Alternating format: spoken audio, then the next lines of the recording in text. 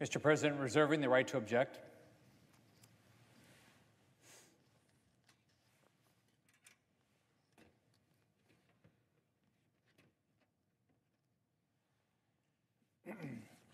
First thing I'd like to do is I want to thank my colleague from Louisiana for the kind words about my tenure as governor, and tell him I respect and admire his passion for being a U.S. Senator and his passion for the wonderful state of Louisiana, which is a wonderful state. As we all know, this is a challenging time for every level of government. This crisis was unprecedented, and Congress absolutely took bold action to stem the spread of the virus and work to save our economy. But if we're not careful, Congress will create another equally devastating crisis down the road, a crisis of our own making. Our national debt and deficits, already at unsustainable levels, have skyrocketed as Congress has spent, as my colleague said, almost $3 trillion to address this crisis. To put that in perspective, Congress has spent $9,000 for every American. $9,000 for every American. At some point, we need to start thinking about the impact this spending will have on the future of our children and our grandchildren, and how we are impacting our ability to fund our military and our safety nets like Social Security, Medicare, and Medicaid. Again, I know everyone here, including my colleague from Louisiana, wants to help their state. I want to help states too, which is why I support continuing the existing restrictions tied to the Coronavirus Relief Fund that were included in the CARES Act to make sure the spending is for coronavirus relief and response. Regardless of whether we are removing existing guardrails or talking about completely new funding, both actions would result in a blank check bailout for our states. Let's remember, we're talking about $150 billion. To put that in perspective, the median income for a worker in Florida is approximately $30,000. $150 billion will pay the total annual income for more than 5 million Floridians. And let's talk about who we're bailing out here. Not those on unemployment. We took care of them in the CARES Act. Not our teachers. We took care of them in the CARES Act. Not our healthcare workers. We took care of them in the CARES Act. We are bailing out liberal politicians who cannot live within their means, and now we're asking Floridians to pay for the incompetency of governors like Andrew Cuomo. We know California, New York, and Illinois have no problem using hard-earned taxpayer dollars to fund their liberal priorities and to backfill their budget shortfalls and solve their long-standing fiscal problems. That's not fair to the citizens of states like Florida, where we made the hard choices to put our state on a financially secure path. The Wall Street Journal laid it out clearly for us this week when they said, Democrats in Albany are claiming to be victims of events that are out of their control, but they have increased annual spending by $43 billion since 2010, about $570,000 for each additional person. $570,000. Florida's annual budget has increased by $28 billion, while its population has grown by 2.7 million, a $10,400 increase per new resident. New York already has a top state and local tax rate of 12.7%, while Florida has no income tax.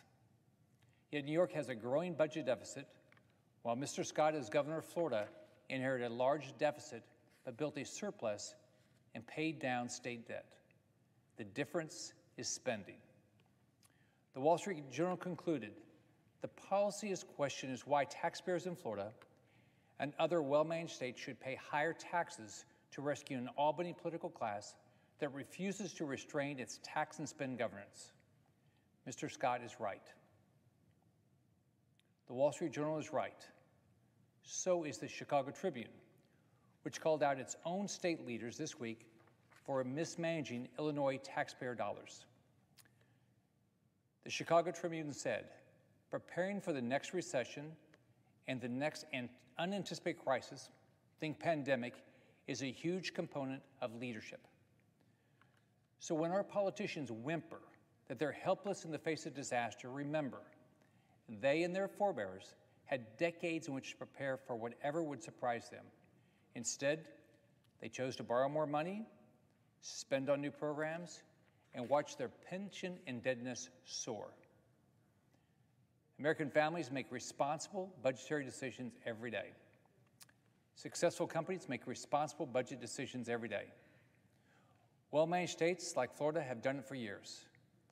It's time for New York, Illinois, and California to do the same.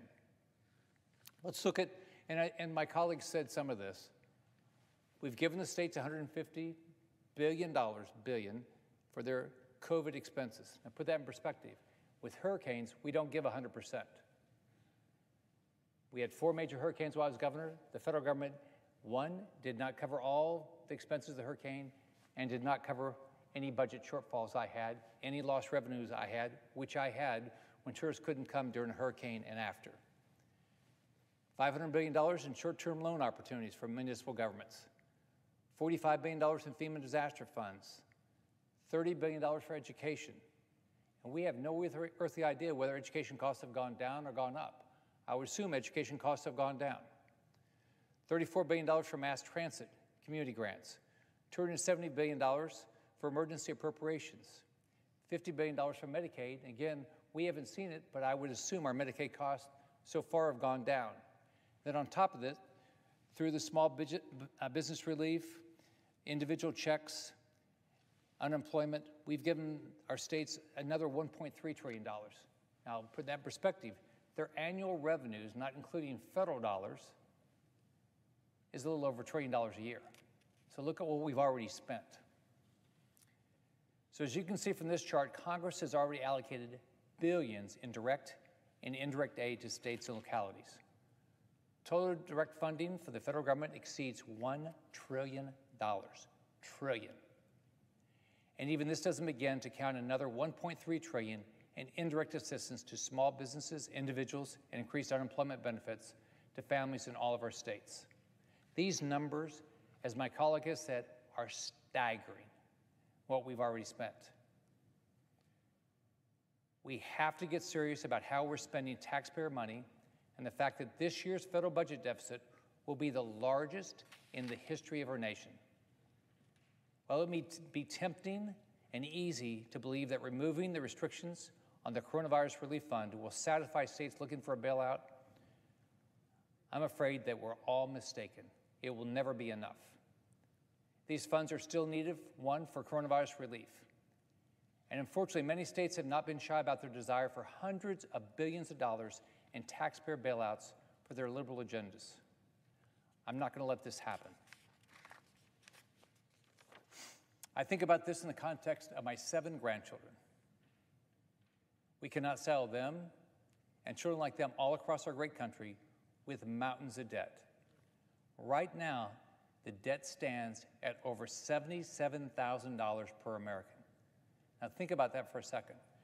The median income for Americans is about $33,000, and we already have put them on the hook for $77,000. $9,000 with just what we've done this year.